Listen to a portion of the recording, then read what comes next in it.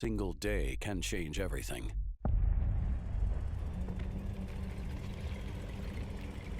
One fall day in 1940, we knew Britain was impregnable, protected by the sea, and defended by brave souls on every clifftop.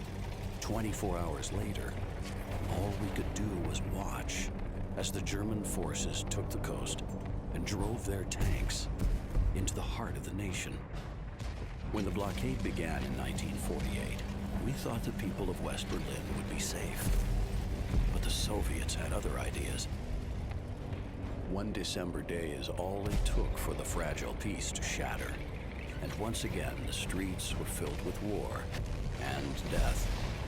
In 1962, we thought the Cuban Missile Crisis was a bluff. It was bravado, playground bullies flexing their muscles. No one would ever push the button.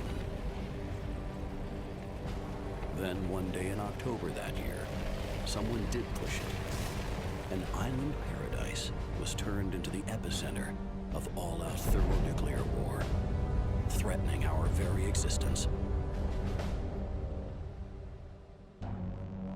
These are our stories.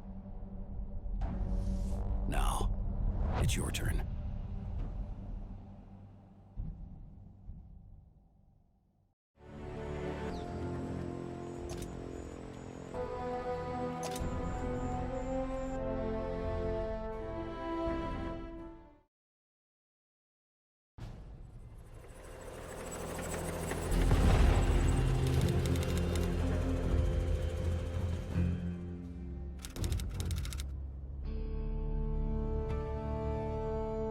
Not every American tank built was destined for the U.S. Army.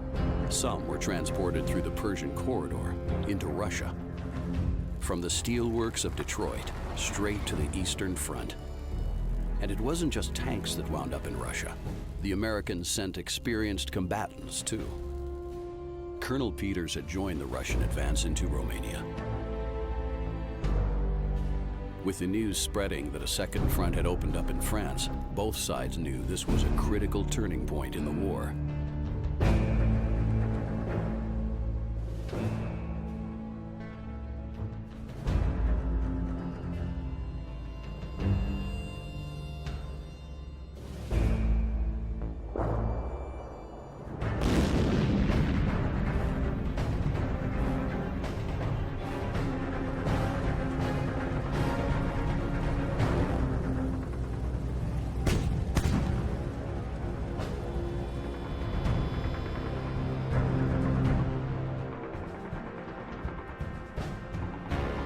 From his position on the hill, Peters and his Russian crew were about to get their first taste of action as a joint force.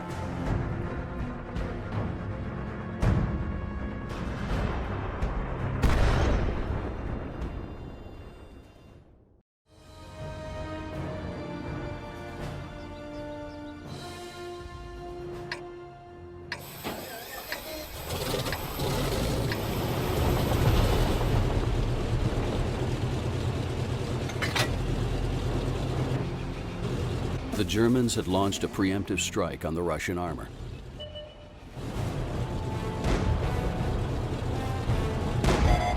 El enemigo conoce nuestra ubicación. Logramos perforar su blindaje. Cañón listo.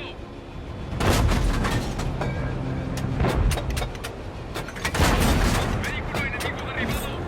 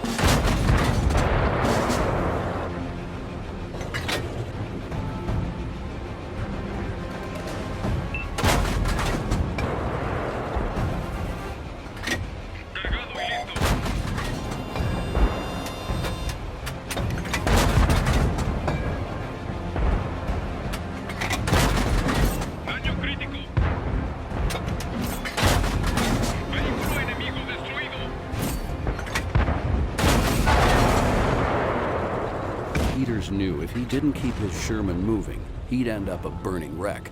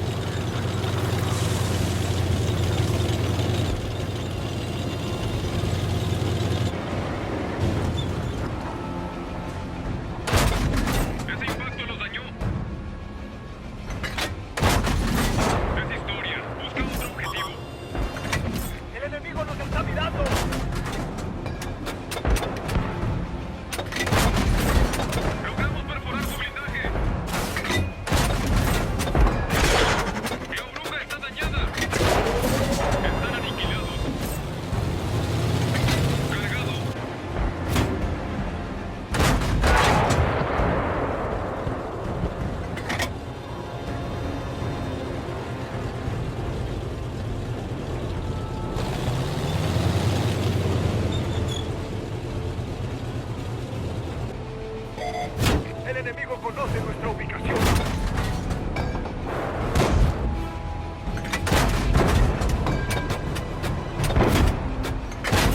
Logramos perforar su blindaje.